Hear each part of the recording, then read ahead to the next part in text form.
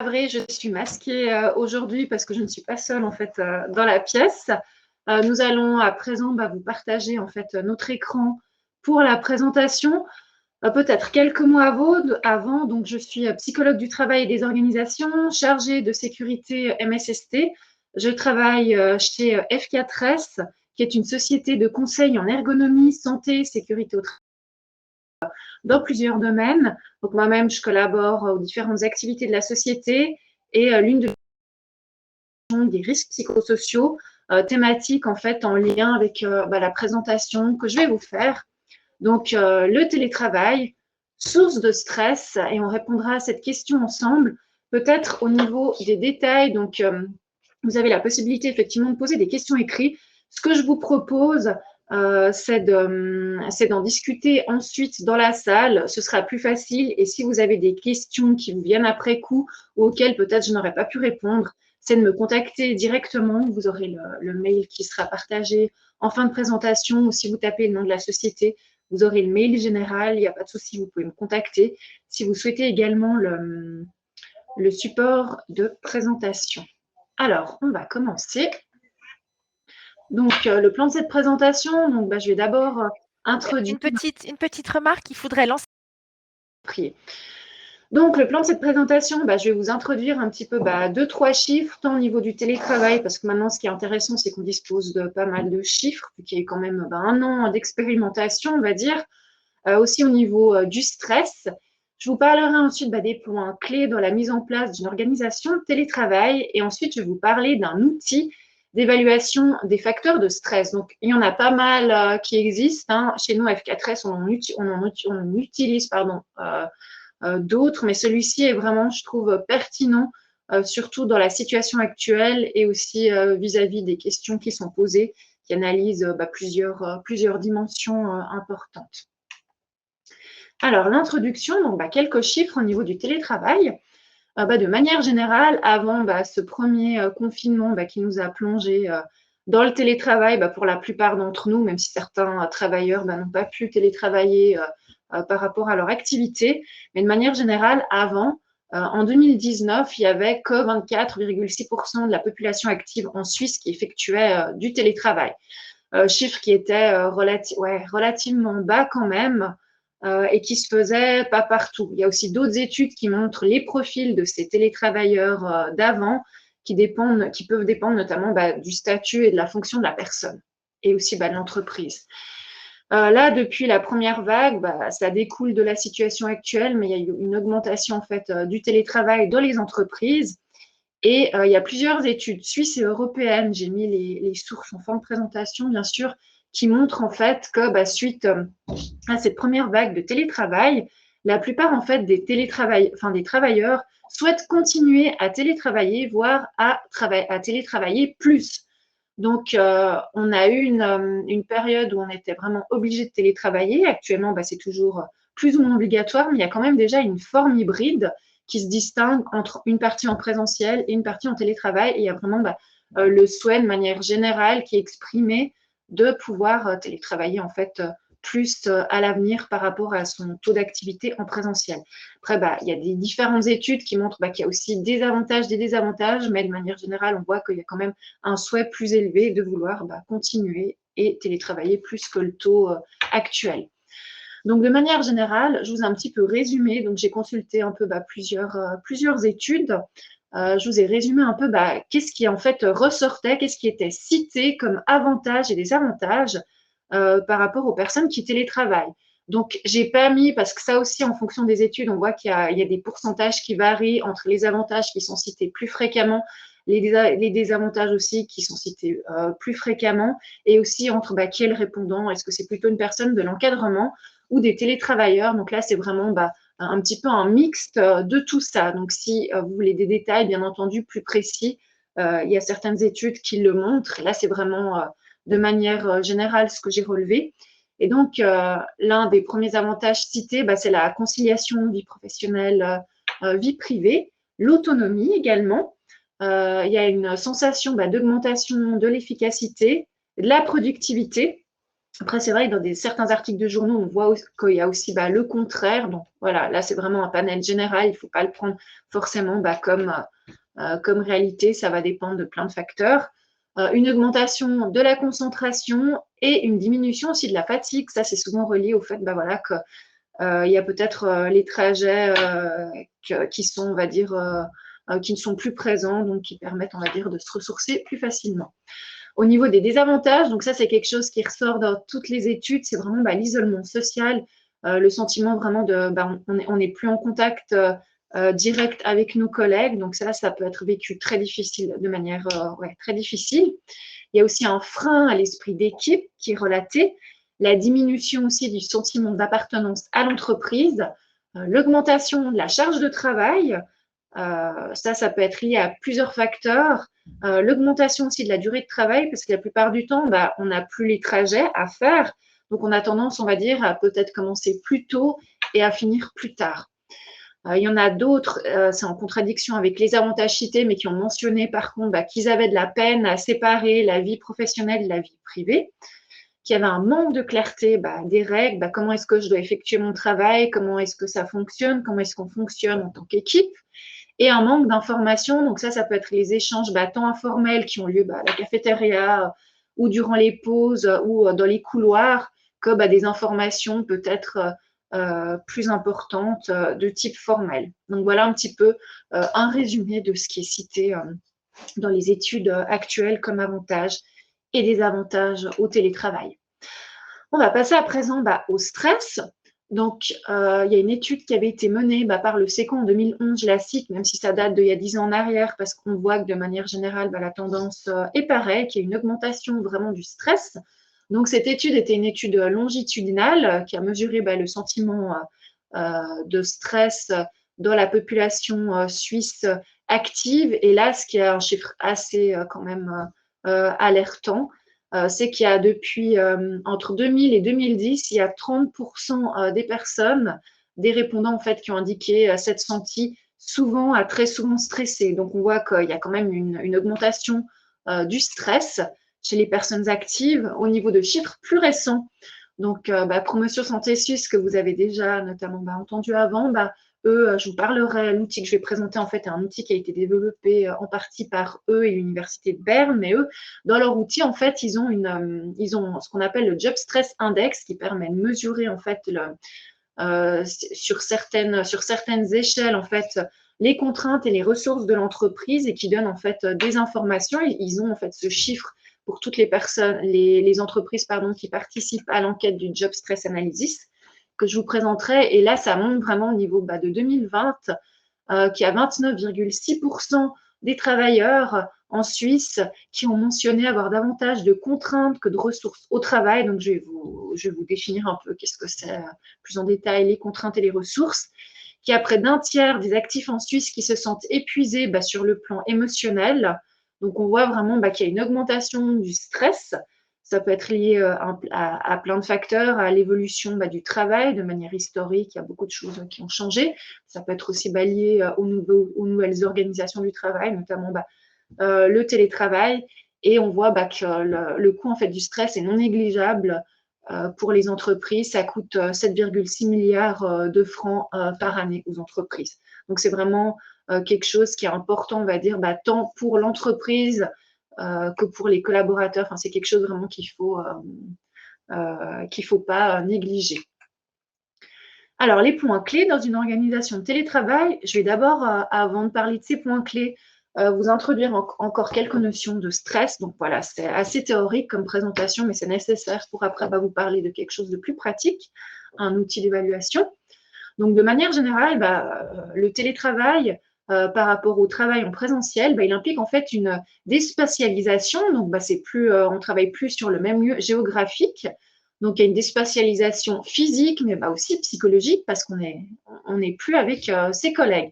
Ça, c'est une notion aussi qui a été soulevée dans la conférence de tout à l'heure. Voilà, on n'est plus en fait en lien direct avec les gens.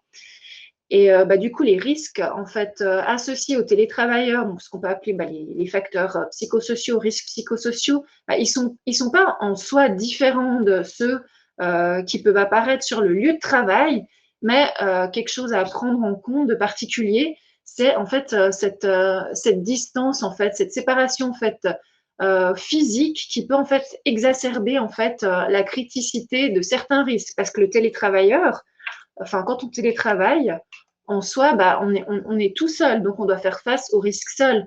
Ça, on sait que le soutien social est très important, donc on peut l'avoir à distance, on est tout à fait d'accord, mais on l'a peut-être immédiatement et plus facilement quand on est en présentiel. Donc, il y a certains facteurs de risque, en fait, qui sont exacerbés par le fait bah, qu'on se retrouve seul face à un écran.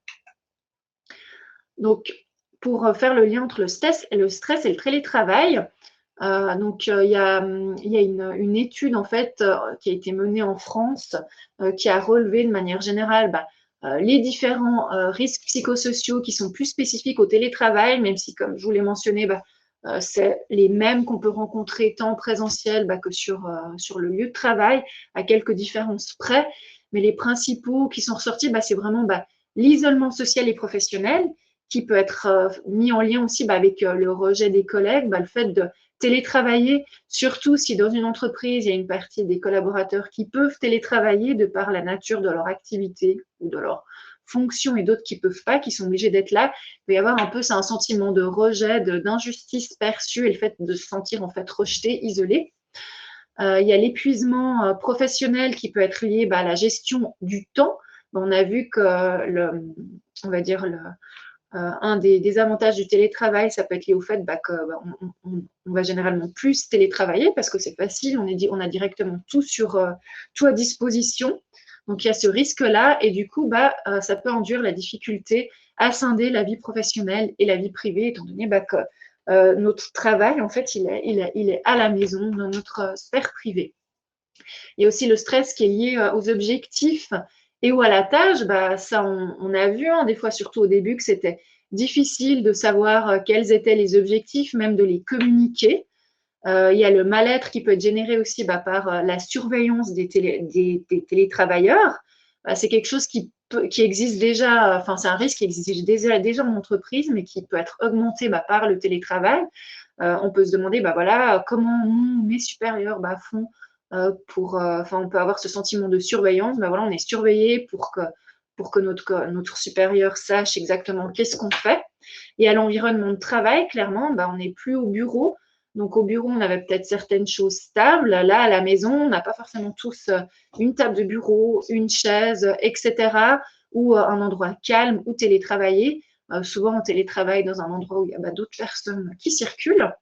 Donc, on doit cohabiter en quelque sorte. Il y a aussi le matériel. Est-ce qu'on a tout le matériel à disposition pour effectuer nos tâches comme on devrait le faire? Donc, voilà. Ça, c'est un exemple, en fait, de risques psychosociaux qui sont plus présents peut-être, même si les autres le sont toujours, mais quand on est en télétravail. Donc, de manière générale, par rapport à l'approche KF4S, par rapport à l'organisation du télétravail et à la prévention des risques psychosociaux, donc, c'est vraiment important de tenir compte de 4 pôles, en fait, dans ce télétravail. Parce que la plupart du temps, le télétravail, ça se résume par une charte, un règlement que les collaborateurs doivent signer. Mais dans le télétravail, c'est pas que ça. Donc, oui, il y a une partie juridique parce qu'il faut définir un peu le cadre, notamment au niveau des horaires. Il y a beaucoup de questions qui se sont posées aussi au niveau du matériel. Qu'est-ce que l'employeur prenait en charge ou pas? Mais il n'y a pas que ça. Il y a aussi tout ce qui est informatique, forcément. On a besoin de quel type d'outils pour travailler. Ça peut être juste du matériel informatique à proprement parler, mais aussi des logiciels collaboratifs, parce qu'on doit aussi toujours continuer à partager, échanger ensemble. Il y a aussi tout ce qui concerne la sécurité des données. Donc, voilà, pour les informaticiens, c'est un large panel de choses quand même à examiner, à évaluer, et pour lesquelles il faut se poser la question, est-ce qu'on a ou pas? Il y a aussi tout le pôle organisationnel. Donc, ça peut être quels sont les profils qui peuvent télétravailler, les activités aussi qui peuvent être télétravaillées, comment est-ce qu'on va échanger ensemble, comment en fait on va travailler ensemble, tous les aspects organisationnels. Et il y a également l'aspect lié aux espaces de travail. Voilà, chaque collaborateur n'a pas forcément la même situation en télétravail. Donc, quel est son espace de travail, quelles sont ses conditions de travail. Il y a aussi la notion qui se pose dans ces espaces de travail, quels sont les espaces de travail qu'on autorise ou pas à domicile, mais est-ce que ça peut être dans un coworking, un espace coworking ou pas. Donc vraiment, il y a ces 4 dimensions, selon nous, qui sont essentielles à une bonne organisation du télétravail et qui doivent être, bien entendu, analysées. Chacun d'entre eux sont des vases, on va dire, communiquant sur les autres parce qu'il y a vraiment des liens qui se forment et c'est important de tenir compte de ces 4 pôles et de regarder où est-ce qu'on en est par rapport à ces 4 pôles. Est-ce qu'on a tout? Qu'est-ce qu'on doit améliorer? Voilà un peu notre approche. Alors, je vais vous présenter à présent la partie plus pratique, un exemple d'outil d'évaluation qu'on utilise à F4S. Donc, c'est un outil qui s'appelle le Job Stress Analysis, qui a été créé en 2008 par Promotion Santé Suisse en collaboration avec l'Université de Berne. Donc, l'avantage, c'est qu'on a vraiment un outil qui a été validé scientifiquement et donc, en fait, qui investigue tous les facteurs de risques psychosociaux au travers de différentes questions. Je vais vous présenter les échelles de manière générale. L'avantage de cet outil aussi, c'est qu'il fournit aux collaborateurs un feedback individuel, donc l'entreprise n'y a pas accès, et ça permet à l'individu de voir un petit peu par rapport à ses réponses, quels sont un peu ces facteurs de stress, ses contraintes et ses ressources, et l'outil donne aussi des conseils, on va dire, généraux pour le collaborateur. Donc là, il y a un volet de prévention individuelle, même si de manière générale, on s'intéresse aussi plutôt, on s'intéresse au collectif.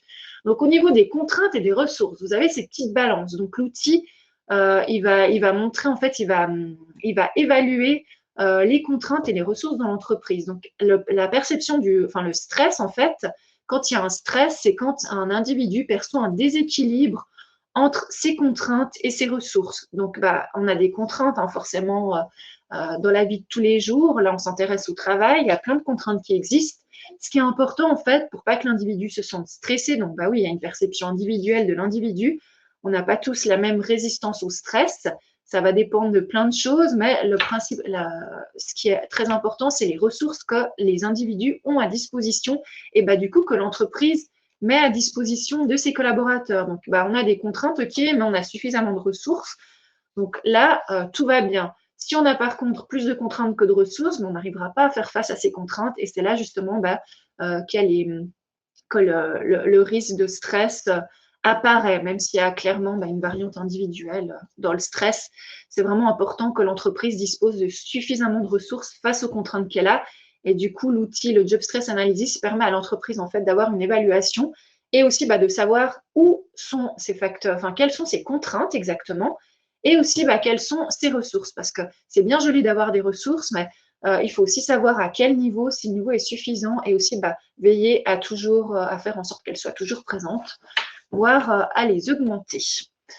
Donc, voilà le module, on va dire, général, un peu le module de base de l'enquête, en fait. Donc, on a plusieurs éléments qui sont investigués. Donc, forcément, on a les facteurs de stress.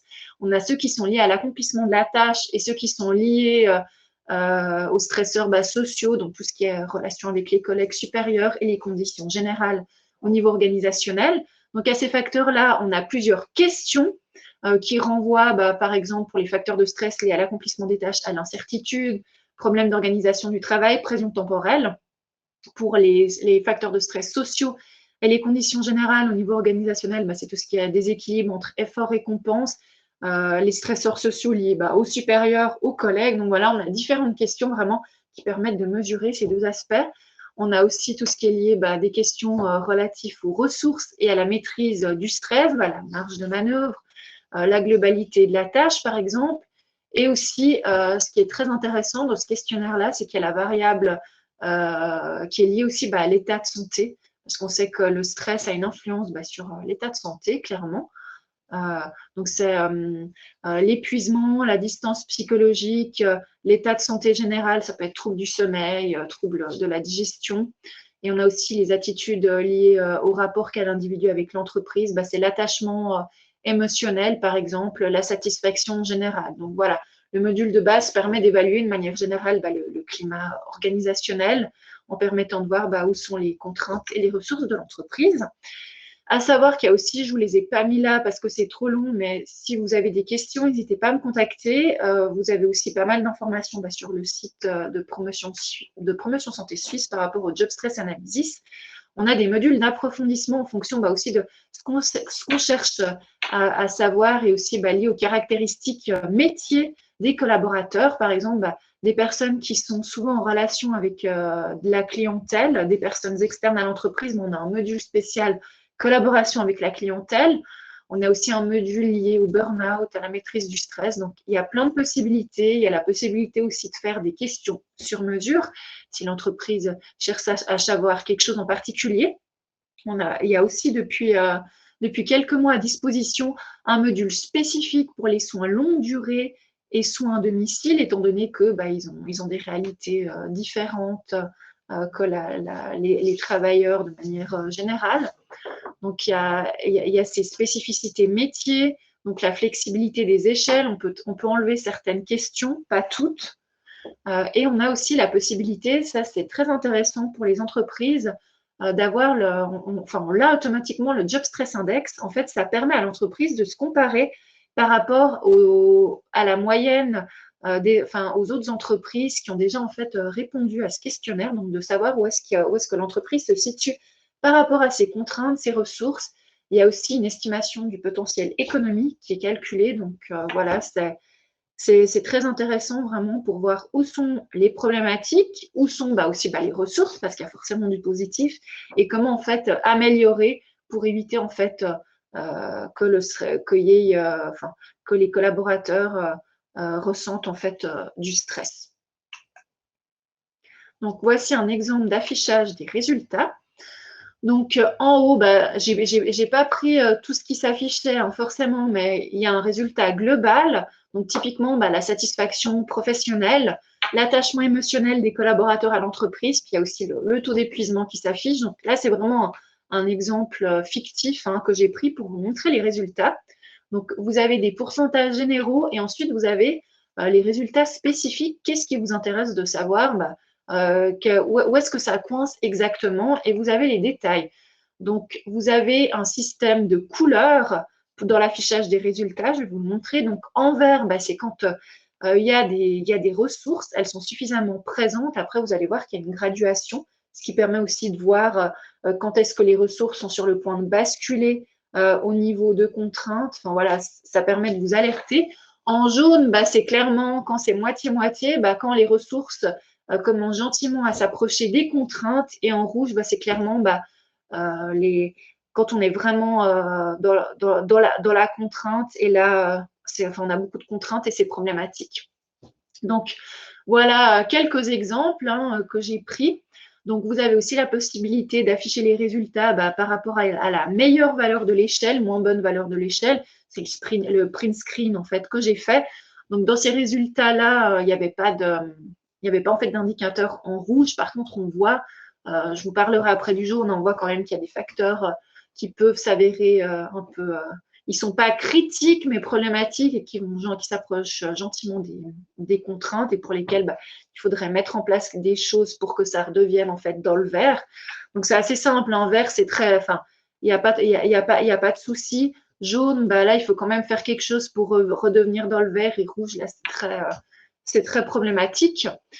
Donc, vous voyez, si on prend les résultats en vert à chaque fois au niveau de l'échelle, donc on a le curseur, un curseur en gras, c'est là où en fait se situe, où est-ce qu'on se situe par rapport au conflit travail et à la vie privée. C'est l'ensemble des réponses, voilà où se situe l'entreprise par rapport à ça. Donc, visiblement, il n'y a pas de problématique à ce niveau-là dans cette entreprise. Et vous voyez, à droite du curseur, on a deux traits noirs. Donc, le premier trait noir, du moment où il est surpassé, c'est là où on va tomber dans le jaune, où du coup, les ressources vont gentiment passer au stade de contrainte. Donc, on est clairement dans la contrainte, il n'y a pas assez de ressources. Et le deuxième curseur qui est tout à droite, qui n'est pas dépassé dans le print screen que je vous ai fait, c'est là où du coup, on va passer dans le rouge, où c'est vraiment une contrainte claire et nette. Donc voilà pour vous montrer, au niveau de ces résultats, il y avait des ressources au niveau, il n'y avait pas de conflit travail-vie privée, donc visiblement l'entreprise a un bon équilibre vie familiale, vie professionnelle. Elle permettait aussi une bonne participation des salariés. Il n'y a pas non plus de problématique au niveau de la pression temporelle. Au niveau et là, on passe sur un facteur qui est lié au climat des locaux, ou si vous le passez en télétravail, forcément, par rapport au lieu où travaillent les collaborateurs, il n'y a pas de problématique de bruit, et au niveau de la qualité de l'air non plus. Après, vous pouvez très bien me dire, oui, mais si on a déjà un mode de fonctionnement hybride, les collaborateurs sont quand même obligés d'être en présentiel pour certaines activités et en télétravail, là, clairement, on en tient compte. Pour cette étude, vous devez être accompagné d'un conseiller ou d'une conseillère accréditée, parce que ça nécessite une formation, comme F4S a fait. Et du coup, clairement, le conseiller va pondérer en fait l'interprétation des résultats. Ça, c'est sûr. Donc, il n'y a pas de souci à avoir à ce niveau-là. Au niveau du jaune, donc des résultats du dessous, donc on voit que là, il y a une problématique au niveau il y a un manque de reconnaissance générale au travail. Il y a quelques contraintes qui sont liées, sociales, qui sont liées au supérieur hiérarchique. Donc, on est dans le jaune, on se rapproche gentiment aussi du rouge, et il y a aussi des contraintes sociales liées aux collègues. Et ça, clairement, voilà, vous n'avez pas les détails, vous savez qu'il y a des contraintes à ce niveau-là, et clairement, souvent, ce que fait le conseiller, en tout cas, nous, ce qu'on fait à F4S, c'est qu'on fait ensuite des entretiens justement pour creuser et avoir le détail précis de qu'est-ce qui coince ou pas, pour pouvoir proposer ensuite des mesures de prévention adéquates. Donc, voilà de manière générale. Et pour répondre à la question, le télétravail est-il une source de stress? Donc, on pourra en discuter dans la salle tout à l'heure. Mais de manière générale, le télétravail n'est pas plus une source de stress que le travail en présentiel, dans le sens que, oui, il y a certains facteurs de stress qui vont être accentués en télétravail en fonction de ce que vit le collaborateur, mais en somme, les facteurs de stress n'ont pas changé, qu'ils soient en entreprise ou en télétravail. Voilà. Sauf qu'en télétravail, le collaborateur est tout seul. Il y a aussi eu certains facteurs qui ont été accentués, comme peut-être la précipitation, il y avait le manque d'organisation, mais là, ça commence gentiment à se lisser. Donc, oui, le télétravail, il peut être une source de stress, mais comme le travail de manière générale aussi en présentiel. Voilà. Donc, quelques sources ici des études sur lesquelles je me suis appuyée pour la présentation des résultats. Et voilà, vous pouvez nous retrouver sur LinkedIn. On a un site internet. Et il ne faut pas hésiter, si vous avez des questions, vous souhaitez la présentation, me contacter par l'email qui est indiqué ici. Et je vais faire un tour dans la salle jusqu'à la nuit pour répondre à vos éventuelles questions. Voilà. Merci beaucoup en tout cas pour votre participation, et à bientôt.